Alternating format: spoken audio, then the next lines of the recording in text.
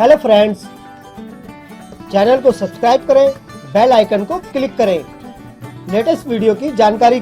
आप सबका क्यूएमएस दिव्यांग चैनल में स्वागत है। जैसा कि मैं आपको बताना चाहता हूं कि पहले मैंने 2017 में एक चैनल स्टार्ट किया था इंडस्ट्रियल टैग। वो किसी कारण से सस्पेंड हो चुका है यूट्यूब चैनल में।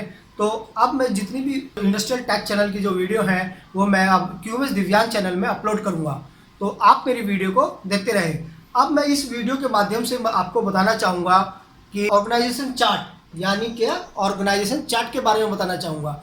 कभी कभी क्या होता है कि इंडस्ट्री के अंदर जो एक्सपीरियंस स्टूडेंट होते हैं या फ्रेशर होते हैं उनके मन में डाउट होता है किस डिपार्टमेंट में हमें जाना चाहिए और अपने बॉस को रिपोर्टिंग किस माध्यम से हमें करनी चाहिए।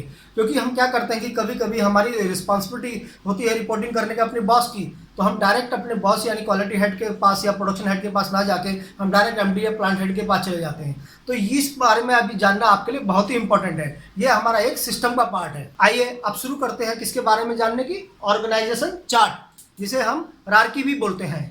और हमारा जो स्ट्रक्चर है एक, वो किसको हमें रिपोर्टिंग करने को कहेगा, कौन सा स्ट्रक्चर, ऑर्गेनाइजेशन चार्ट का जो स्ट्रक्चर है वो हमें किसे रिपोर्टिंग करने को कहेगा। यानी सपोज करो ऑपरेटर है वो अपने इंचार्ज रिपोर्टिंग करेगा, कोई इशू आएगा इंचार्ज अपने प्रोडक्शन हेड को, अगर प्रोडक्शन से रिलेटेड होगा क्यूसी इंचार्ज अपना क्यूए हेड को, क्यूए हेड आ गया अपना प्लांट हेड या एमडी को। अलग अलग ऑर्गेनाइजेशन का अलग अलग रिक्वायरमेंट के अनुसार उनका स्ट्रक्चर अलग अलग होता है। मैं आपको ऑर्गेनाइजेशन स्ट्रक्चर या चार्ट के माध्यम से आपको बताना चाहूँगा कि कैसे हम वन बाय वन चलेंगे।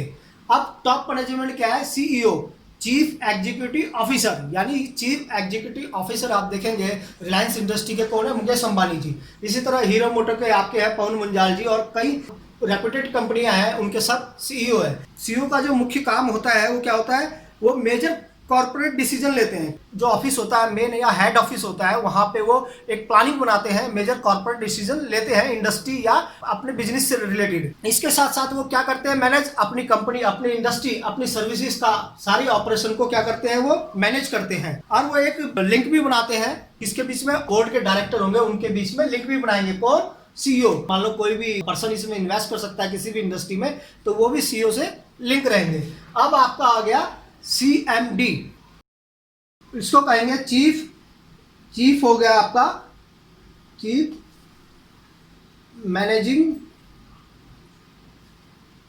डायरेक्टर, चीफ मैनेजिंग डायरेक्टर बोलेंगे इसे आपका चेयरमैन भी बोलते हैं,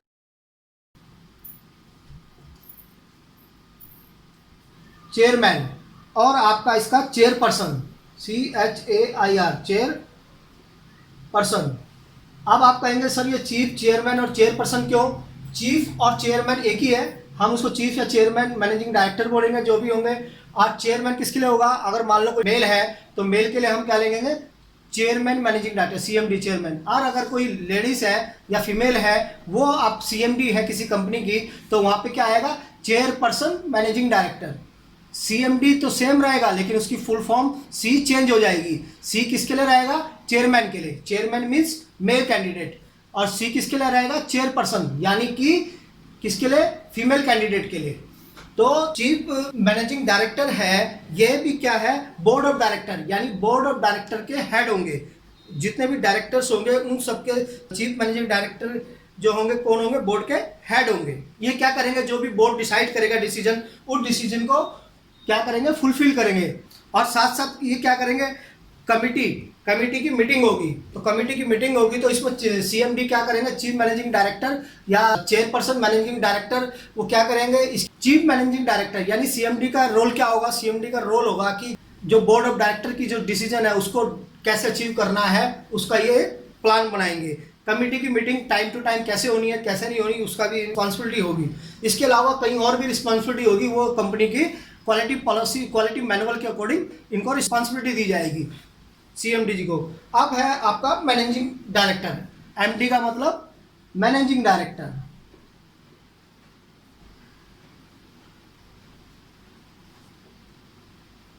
मैनेजिंग डायरेक्टर यानी ये क्या करेंगे, जैसे नाम से ही आपको पता है, मैनेज करना, यानी कि मैनेज करना, किसको मैनेज करना, कंपनी की ओवरऑल परफॉर्मेंस को मैनेज करना, ताकि कंपनी आगे सस्टेन हो और कस्टमर की रिक्वायरमेंट को पूरी करे।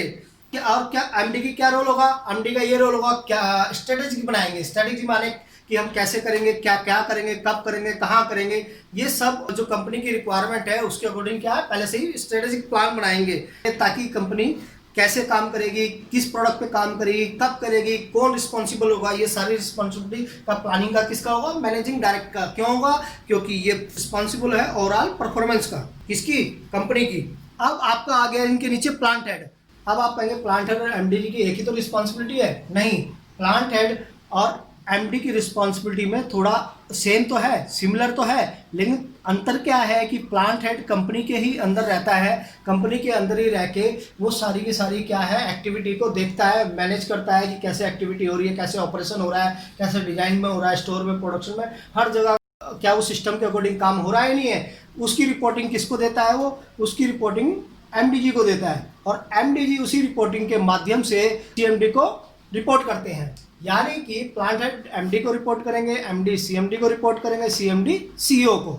तो कहने का मतलब यह है कि सीईओ, सीईओ के बाद सीएमडी, सीएमडी के बाद एमडी, एमडी के बाद प्लांट हेड। कभी कभी किसी कंपनी में क्या होता है कि आपका सीएमडी नहीं रहता, सीएमडी नहीं होता, हाँ सीईओ हो जाता है। कहीं कहीं किसी कंपनी में क्या होता है कि ये दोनों चीज़ नहीं रहते हैं, एमडी की रिस्पॉन्सिबिलिटी होती है, वो छोटी कंपनियां होती है, वहाँ ज़्यादा स्टाफ नहीं होता, तो वो छोटी कंपनी से ही स्टार्ट करते हैं। और कहीं कहीं क्या होता है कि प्लांट हेड नहीं होता, तो वहाँ डायरेक्ट रिस्पॉन्सिबिलिटी किसकी आ जाती है, एमडी की आ जाती है। सभी डिपार्टमेंट के हेड जो रिपोर्ट करेंगे डायरेक्ट एमडी को करेंगे, जहाँ प्लांट हेड नहीं होता, छोटी कंपनियों के लिए। लेकिन बड़ी कंपनियों का स्पेशली जो स्ट्रक्चर होता है, वहाँ आपका सीईओ, चीफ एग्जीक्यूटिव ऑफिसर, फिर आपका सीएमडी, चीफ मैनेजिंग डायरेक्टर, जिसे हम चेयरमैन भी कहेंगे। चेयरमैन जो है मेल कैंडिडेट के लिए है और चेयरपर्सन जो है फीमेल के लिए है। उसके बाद आपका एमडी आएगा, मैनेजिंग डायरेक्टर, जो ओवरऑल कंपनी की परफॉर्मेंस देखेगा और सीएमडी को रिपोर्ट करेगा। इसी तरह प्लांट हेड आएगा, प्लांट हेड क्या करेगा, जितनी भी डिपार्टमेंट के हेड है वो प्लांट हेड को रिपोर्ट करेंगे, उनकी क्या टारगेट है, क्या अचीव है, क्या ऑब्जेक्टिव है, उसको वो प्लांट हेड देखेगा, क्या परफॉर्मेंस है ऑडिट की, फिर वो एमडी को रिपोर्ट करेगा और एमडी आगे सीएमडी को। तो इसी के अनुसार क्या होता है, कंपनी में वर्क होता है, इस चैन सिस्टम के अनुसार, हायरार्की के अनुसार, ऑर्गेनाइजेशन चार्ट के अनुसार। ये नहीं है कि कोई क्यूए हेड है वो डायरेक्ट सीएमडी से मिले, नहीं। क्यूए कस्टमर एंड पे है या क्यूए फाइनल पीडीआई पे डायरेक्ट सीएमडी को रिपोर्ट कर रहे हैं, एमडी को नहीं। वो किसको रिपोर्ट करेगा, अपने क्यूए सिस्टम हेड को। तो अब आइए हम प्लांट हेड के अंदर में हम बताते हैं वन बाय वन कैसे है। प्लांट हेड में आप देखिए सेल्स और मार्केटिंग है। अब आप देखेंगे कंपनी के अंदर जो बहुत से स्टूडेंट होते हैं, इंजीनियरिंग का स्टूडेंट हो गया, चाहे आपका सेल्स और मार्केटिंग का जिन्होंने कोर्स किया है, चाहे परचेस का किया है, स्टोर का किया है, प्रोडक्शन का किया है, कहीं से भी रिलेटेड उन्होंने कोर्स किया है, तो उनके मन में एक सवाल आता है, क्वेश्चन आता है कि हम कौन से डिपार्टमेंट को में जाएँ, कौन से डिपार्टमेंट से हम जॉब की शुरुआत करें स्टार्टिंग। तो मैं आपका वन बाय वन आपको बताता हूँ। Sales and marketing head, sales और मार्केटिंग हेड जो है वो क्या करेगा, सेल्स और मार्केटिंग हेड रिपोर्ट करेगा किसको, प्लांट हेड को। काहे की कंपनी की सेल, कौन सी सेल्स की, हमारा एनुअल टारगेट क्या है, सेल प्लांट हेड किसको देगा, सेल्स को देगा कि हमारी सेल्स इस समय मान लो सपोज करो 50 लाख की है, तो आने वाले ईयर के अंदर हमें इसको 1 करोड़ के टारगेट पे ले जाना है। तो सेल्स वाला क्या करेगा, अपनी कंपनी के प्रोडक्ट की सेल्स करेगा।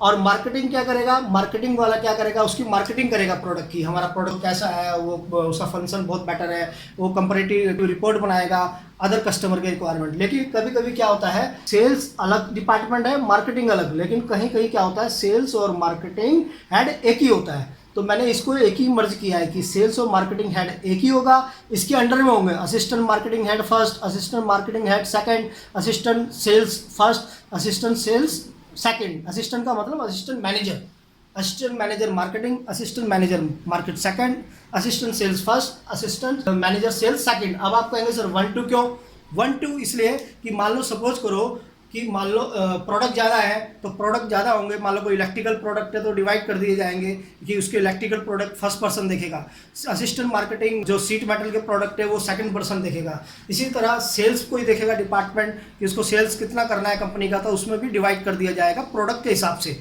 कौन से कंपनी के प्रोडक्ट के हिसाब से। तो वो रिपोर्टिंग किसको करेंगे, ये चारों के चारों जो रिपोर्टिंग किसको करेंगे, सेल्स एंड मार्केटिंग हेड को रिपोर्टिंग करेंगे। जो भी कैंडिडेट है जो इंटरव्यू देते हैं कंपनी के अंदर या इंडस्ट्री के अंदर, तो वो सेल्स और मार्केटिंग हेड में जा सकते हैं। जिन्होंने फाइनेंस सेक्टर से कोर्स किया हुआ है, एमबीए किया हुआ है, या कोई इंजीनियरिंग सेक्टर वाले भी सेल्स और मार्केटिंग हेड में जा सकते हैं, लेकिन वो डिपेंड करेगा उनके इंटरेस्ट और उनके एक्सपीरियंस पे। तो ये मैंने आपको फर्स्ट बता दिया sales and marketing head. Number second QA and system head. QA माने quality assurance and system head. मान लो आपका आ गया क्वालिटी एचओडी, क्वालिटी एचओडी भी इसे बोल सकते हो आप। इसको आप क्वालिटी एंड एमआर हेड, ये भी आप इसे बोल सकते हो। तो मैंने यहाँ क्या मेंशन किया है, QA and system head. QA and system head जो है उसकी कंपनी के अंदर बहुत बड़ी रिस्पॉन्सिबिलिटी होती है, क्योंकि वो कंपनी के प्रोडक्ट की क्वालिटी, चाहे वो प्रोसेस में क्वालिटी हो, चाहे प्रोडक्ट में क्वालिटी हो, चाहे ऑडिट के अंदर क्राइटेरिया के अकॉर्डिंग उस पार्ट को चेक करना हो, प्रोडक्ट को चेक करना हो, सिस्टम को चेक करना हो, वो किसकी रिस्पॉन्सिबिलिटी होती है, क्यूए एंड सिस्टम हेड की। तो इसके अंदर कंपनी के जो डिपार्टमेंट होते हैं उसके अकॉर्डिंग इसके अंडर में क्वालिटी वाले आते हैं। मान लो सपोज को क्यूए एंड सिस्टम हेड के अंदर कौन है, पहला जो है क्यूए आईक्यूसी, क्वालिटी इंश्योरेंस, कौन, IQC department, incoming quality department control. IQC माने इनकमिंग क्वालिटी कंट्रोल, यानी कोई भी प्रोडक्ट अगर इनकमिंग स्टेज पे आएगा तो वहाँ पे एक क्वालिटी इंश्योरेंस इंजीनियर होगा, वो उस प्रोडक्ट की क्वालिटी देखेगा। चाहे कोई भी पार्ट आए, बीओपी से रिलेटेड आए, रॉ मटेरियल से आए, जॉब वर्क से आए, कोई भी आइटम आए तो उसको कौन देखेगा, इनकमिंग क्वालिटी कंट्रोल इंजीनियर देखेगा, क्यूए। तो इसके अंडर पे भी हम क्या दे सकते हैं, एक इनके अंडर पे भी हम क्या दे देंगे, क्यूसी आईक्यूसी।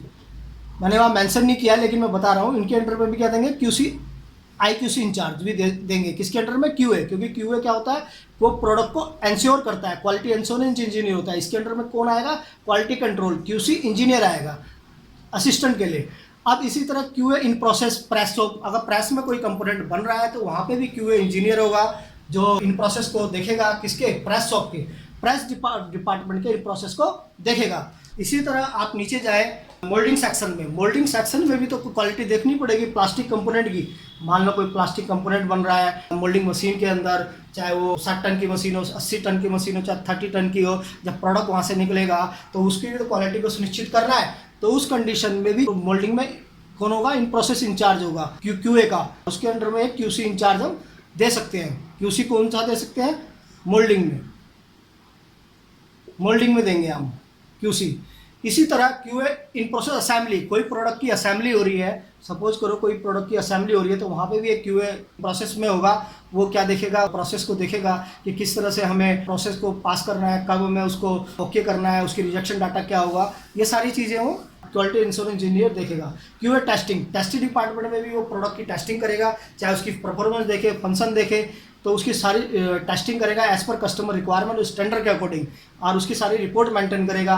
क्यूए लैब के अंदर है, लैब भी बहुत ही इंपॉर्टेंट पार्ट है कंपनी का। लैब के अंदर क्या होगा, वो पार्ट होगा, मान लो सपोज करो आपका कोई रिले, जब बाइक को हम इंडिकेटर से टर्न करते हैं लेफ्ट और राइट में, तो वो बाइक में देखा होगा आपने, ग्लो करता है इंडिकेटर। तो उस कंडीशन में लैब में वो क्या करेगा, उस प्रोडक्ट को भी टेस्ट करेगा, पार्ट को, वो एज पर कस्टमर की रिक्वायरमेंट के अकॉर्डिंग, चाहे वो हीरो हो, महिंद्रा हो, टाटा हो, कोई भी हो, उनकी स्टैंडर्ड या रिक्वायरमेंट के अकॉर्डिंग जो कस्टमर की डिमांड होगी, तो उसमें क्या होगा, लैब में एसएसटी टेस्ट करेगा, वाटर स्प्रे टेस्ट करेगा, कोल्ड हीट टेस्ट करेगा, और उसकी रिलायबिलिटी को सुनिश्चित करेगा कि ये प्रोडक्ट रिलायबल है या नहीं है, इसकी ड्यूरेबिलिटी टेस्ट कैसी है, क्या वो फंक्शन को मीट कर रही है, फंक्शन माने स्टैंडर्ड को मीट कर रही है नहीं कर रही है, उसकी रिपोर्ट भी बनाएगा। इसी तरह क्यूए फाइनल पीडीआई का भी बहुत मोस्ट इंपॉर्टेंट रोल है, क्योंकि यहीं से प्रोडक्ट आगे कहाँ जाएगा, कस्टमर एंड पे जाएगा। तो वो क्या करेगा, फाइनल स्टेज पर, क्वालिटी वाला फाइनल स्टेज पर उसके फाइनल रिपोर्ट बनाएगा कि हाँ अब मेरा प्रोडक्ट ओके है और ये अब कस्टमर एंड पे जाने के लिए तैयार है। इसी तरह क्यूए कस्टमर एंड पर रहेगा। कस्टमर जैसे मान लो कोई भी ओईएम कस्टमर है, कोड हो गया, आइसर हो गया, या डेंसो हो गया, या फूड इंडस्ट्री से रिलेटेड हो गया, या मेडिकल से रिलेटेड हो गया, वहाँ पे जब हम कोई प्रोडक्ट देंगे तो कस्टमर एंड पे एक क्वालिटी इंजीनियर भी होगा, वहाँ पे जाकर कस्टमर की जो भी रिक्वायरमेंट है उसको फुलफिल करेगा। कस्टमर में कोई इशू आएगा तो उसको भी देखेगा। इसी तरह थर्ड क्या देखेंगे, एडमिनिस्ट्रेशन एचडी की मीन एचओडी हेड। ये क्या करेगा, इसके अंदर जब मान लो अकाउंट हेड हो गया, junior accountant first, junior accountant second, ये डिपेंड करेगा कस्टमर के ऑर्गेनाइजेशन पे कि वो ऑर्गेनाइजेशन कितनी बड़ी है और कितने वहाँ पे अकाउंट डिपार्टमेंट चाहिए, कितने नहीं चाहिए। इसके अलावा इसमें मैंने ऐड नहीं किया हुआ, ऑफिस भी आ जाएगा, ऑफिस स्टाफ भी आ जाएगा, और भी आ जाएंगे, रिसेप्शन आ जाएगा।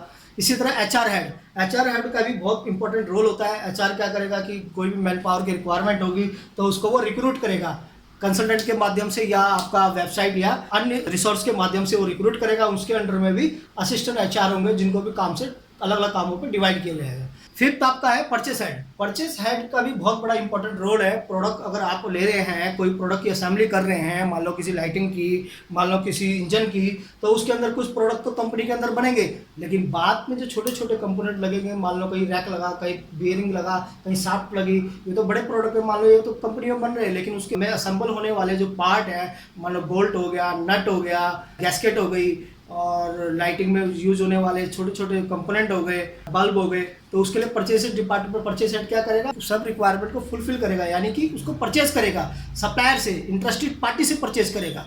तो इसमें भी क्या होगा, assistant purchase first, assistant purchase second, assistant purchase third रखा जाएगा। प्रोडक्ट कितने हैं उसके अनुसार, मान लो कि प्रोडक्ट ज़्यादा है तो सबको रिस्पॉन्सिबिलिटी दी जाएगी। सीट मेटल का आप देखेंगे, लाइटिंग डिवीजन का आप देखेंगे, मेडिकल का आप देखेंगे, मेडिकल में जितने इक्विप जो आते हैं आपकी क्लास के according, first class, second class, third class, उसके अकॉर्डिंग आप इसको परचेस करेंगे और उनसे सप्लायर से टाई अप रखेंगे, इंटरेस्टेड पार्टी से, और उनको आप फॉलोअप करेंगे, रिपोर्ट लेंगे, ये सारी चीज़ें परचेस हेड देखेगा।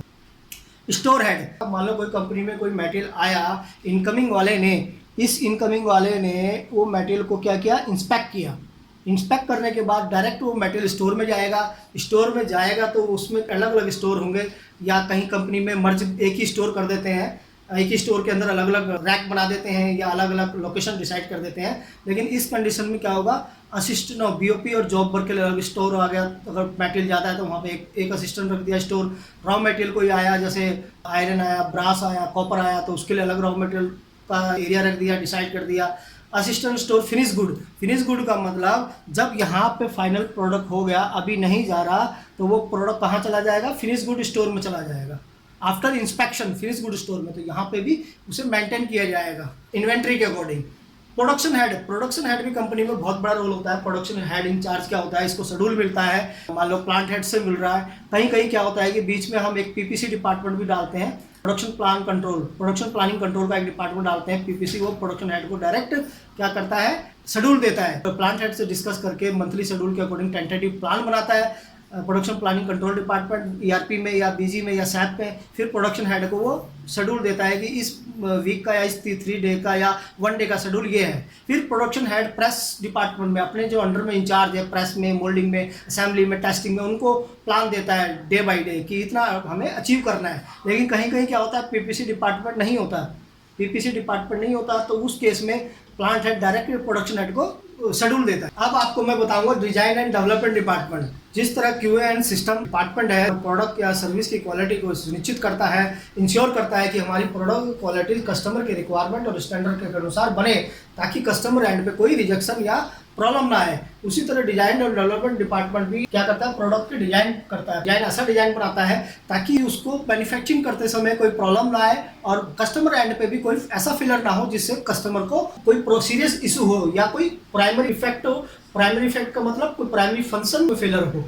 मान लो चलो आपने किसी ने ब्रेक का डिजाइन बनाया, ब्रेक लगाने से पहले ऐसा डिजाइन कर दिया और वो ब्रेक ना लग पाए, एक्सीडेंट हो जाए, तो वो क्या प्राइमरी फंक्शन को इफेक्ट किया, बहुत ही क्रिटिकल इशू हो जाएगा। तो इसलिए डिजाइन डेवलप करना है प्रोडक्ट का, कस्टमर एंड पे कोई सेवरिटी ना हो, कोई फेलियर ऐसा ना हो जिससे कस्टमर को कोई नुकसान पहुंचे और वो उसकी प्रोडक्टिविटी ज़्यादा हो, कॉस्ट भी कम हो।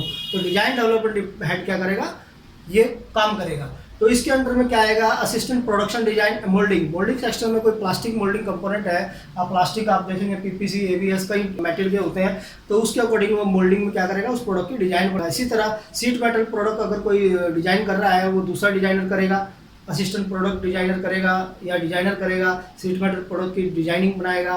फैब्रिकेटेड आइटम भी इसमें आता है, सीट मेटल के जो चाइल्ड पार्ट होते हैं सीट कंपोनेंट, वो भी इसी में आएंगे।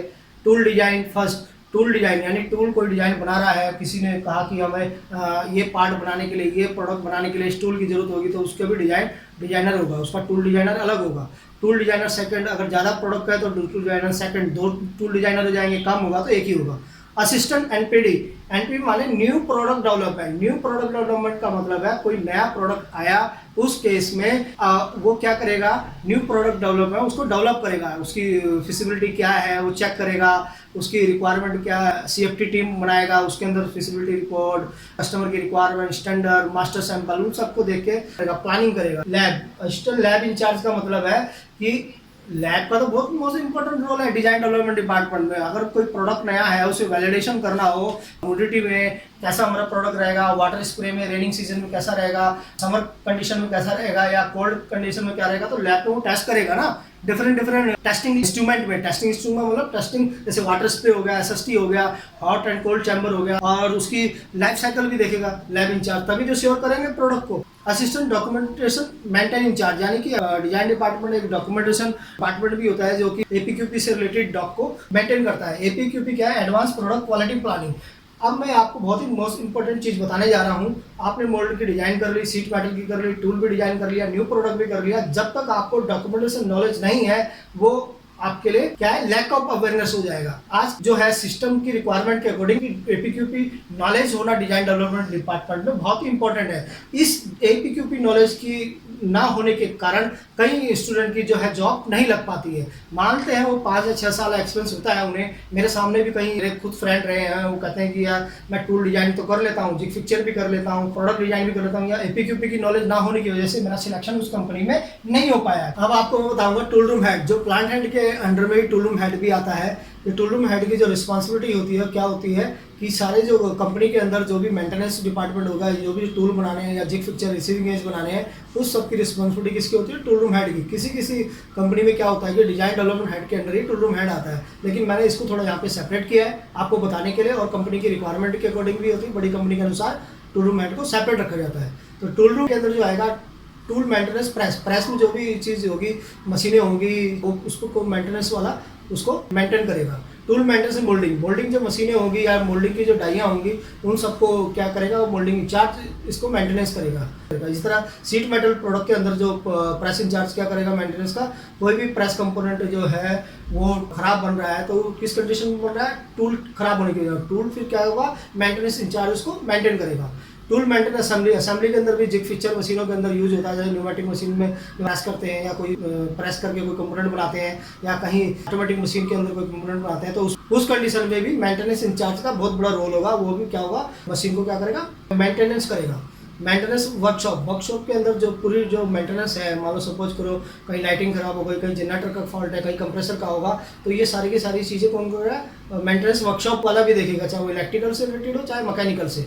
Maintenance jig and fixture gauges, मैंने बताया था कि असेंबली के अंदर यूज होगा, और या टेस्टिंग के अंदर जो जिग फिक्चर है गेजेस यूज होंगे, तो उसको भी जो है मेंटेनेंस जिग फिक्चर इंचार्ज उसको देखेगा, ताकि हमारी जो डे बाई डे जो प्रोडक्शन है उस पर कोई इफेक्ट ना हो, तुरंत वो रिपेयर हो जाए और प्रोडक्शन में कोई इफेक्ट ना हो। इसलिए वो टूल रूम हेड के अंतर्गत सारे जो इंचार्ज आएंगे। अब इसमें क्या है, आप अपने रिक्वायरमेंट के अनुसार या कंपनी की रिक्वायरमेंट के अनुसार इसमें बीच में कोई और भी डिपार्टमेंट आप जोड़ सकते हैं। एक है आपको फाइनेंस डिपार्टमेंट।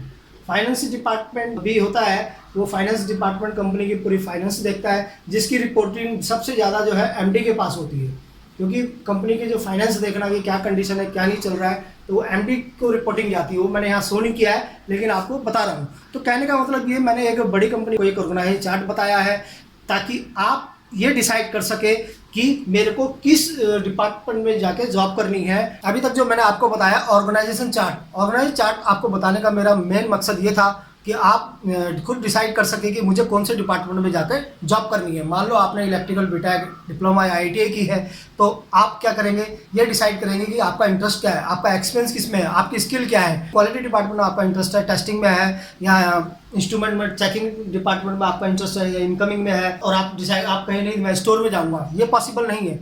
अगर आप क्वालिटी में इंटरेस्ट रखते हैं तो आप क्वालिटी डिपार्टमेंट में जाएंगे। और इसी तरह मान लो सपोज करो आईटीआई लेवल पे जो वर्कर होते हैं, तो वो क्या करते हैं? स्टार्टिंग में उनको ऑपरेटर लेवल पे जाना पड़ता है। मानो ऑपरेटर माने मशीन ऑपरेटर, आपका लेथ मशीन ऑपरेटर, आप लेथ हो गया, मिलिंग मशीन हो गया, आपका ड्रॉप मशीन हो गया, सरफेस ग्राइंडर, सिलेंडर ग्राइंडर, तो कई ऑपरेटिंग मशीन होती है, तो आईटीआई लेवल वाले वर्कर वहाँ जाते हैं। इसी तरह इलेक्ट्रिकल डिपार्टमेंट के लड़के क्या जाते हैं कि आपका स्टार्टिंग करते हैं आईटीआई लेवल के, जो इलेक्ट्रिकल पैनल हो गया, ट्रांसफार्मर हो गया, वहाँ से अपनी जॉब की शुरुआत करते हैं मैनुअल बेसिस पे। उसके बाद वो आपका फिर आगे बढ़ते रह जाते हैं, कोई टेस्टिंग करता है, कोई प्रोग्रामिंग करता है। इसी तरह सीएनसी वीएमसी में भी सबसे पहले ऑपरेटिंग करते हैं सीएनसी वीएमसी की, उसके बाद आपका सेटिंग आती है, सेटिंग के बाद फिर प्रोग्रामर बनते हैं। तो मेरे कहने का मकसद ये है कि मैंने यहाँ पे ऑपरेटिंग नहीं शो किया हुआ है। प्रोडक्शन में जो प्रोडक्शन इंचार्ज टेस्टिंग है, इसके अंदर ऑपरेटर फर्स्ट आ जाएगा, ऑपरेटर सेकंड आ जाएगा, ऑपरेटर थर्ड आ जाएगा। तो मैं इसको थोड़ा और डीप में नहीं जा रहा हूँ, मैं आपको वैसे ही वर्बली बता रहा हूँ कि ऑपरेटर भी इन प्रोडक्शन में डबल अलग अलग डिपार्टमेंट के अंदर ऑपरेटर होंगे। मोल्डिंग में अलग, प्रेस में अलग, असेंबलिंग में अलग, टेस्टिंग में अलग। इसी तरह टेस्टिंग अगर हम कर रहे हैं फाइनल पीडीआई, तो वहाँ पे भी क्यूसी इंस्पेक्टर होंगे अलग अलग, जो अलग अलग एरिया में अलग अलग प्रोडक्ट की टेस्टिंग करेंगे। सपोज करो इंस्पेक्शन करेंगे, मान लो कोई विजुअल इंस्पेक्शन कर रहा है, कोई आपका बल्ब टेस्ट कर रहा है, कोई आपका 100% इंस्पेक्शन कर रहा है। तो मेरे कहने का मकसद आपको यही है कि आप अपने अकॉर्डिंग, अपने स्किल के अकॉर्डिंग, अपने एक्सपीरियंस के अकॉर्डिंग ही डिपार्टमेंट का चुनाव करें। अगर आपको स्टार्टिंग में जॉब नहीं मिल रही तो आप किसी भी डिपार्टमेंट में जा सकते हैं। तो मैं आप सबका अंत में एक बार फिर से धन्यवाद कहूँगा कि आपने मेरी इस वीडियो को देखा। मेरा जो पिछला इंडस्ट्रियल टेक चैनल था, जो किसी कारण से सस्पेंड हो चुका है, तो अब मैं उन सारी वीडियो को जो मैंने पहले बनाई थी उनको अपलोड करूँगा किसमें, क्यूएमएस दिव्यांग चैनल के अंदर। और इसके साथ साथ मैं आपको एक चीज़ शेयर करना चाहता हूँ कि I have total 16 year experience design, development, quality, automotive and automobile industry. आप मेरे से ट्रेनिंग ले सकते हैं। मैं अपना ऑनलाइन ट्रेनिंग स्टार्ट कर रहा हूँ। किस चीज़ की ट्रेनिंग, चाहे वो क्वालिटी से रिलेटेड हो, चाहे पीपैप डॉक्यूमेंट जो आते हैं, कंट्रोल प्लान हो गया, एफएमई हो गया, incoming process quality, final inspection stage quality, production department, design department, how to conduct audit in process audit, how to conduct product audit and system audit as per ISO 9000:2015 and IATF 16949 guideline के according. और इसके साथ साथ medical industry से related भी हमारी classes होती हैं, फूड इंडस्ट्री से रिलेटेड भी होती है। जो आप अगर मेरे साथ जुड़ना चाहते हैं ट्रेनिंग पे, तो आप मेरे साथ जुड़िए। मैं आपको ऑनलाइन ट्रेनिंग प्रोवाइड कराऊंगा ताकि आपकी स्किल डेवलप करें। और कहा भी गया है कि विदाउट ट्रेनिंग आप आगे डेवलप अपनी स्किल को नहीं कर सकते। आप सोच रहे हैं कि मैं इंडस्ट्री में काम कर रहा हूं और मैं वहाँ पर अपनी स्किल को डेवलप कर लूँगा, नहीं, ऐसा पॉसिबल नहीं है। कहीं कहीं इंडस्ट्री में क्या होता है, एक ही पर्सन को वर्नियर कैलिपर दे दिया जाता है, माइक्रोमीटर पूरे वो 1-1.5 साल तक क्या करता है, बीटेक तो किया होता है लेकिन 1.5 साल तक प्रोसेस रिपोर्ट ही बनाता है, या रिजेक्शन रिपोर्ट बना ली या ट्रेनिंग दे दी, लेकिन उसकी स्किल डेवलप नहीं हो पाती, दूसरी जगह इंटरव्यू नहीं दे पाता क्योंकि उसे कई डॉक्यूमेंट की नॉलेज नहीं होती। तो आप मेरे साथ जुड़िए और मैं आपको ऑनलाइन ट्रेनिंग प्रोवाइड कराऊंगा और आपकी स्किल को डेवलप करूंगा। और इसके साथ साथ मैं आपको अंत में एक बार फिर से थैंक्स कहना चाहूँगा कि आपने मेरे चैनल को देखा, और आप मेरे चैनल को सब्सक्राइब जरूर करें, कमेंट्स भी करें ताकि मैं आपके कमेंट्स का आंसर दे सकूँ।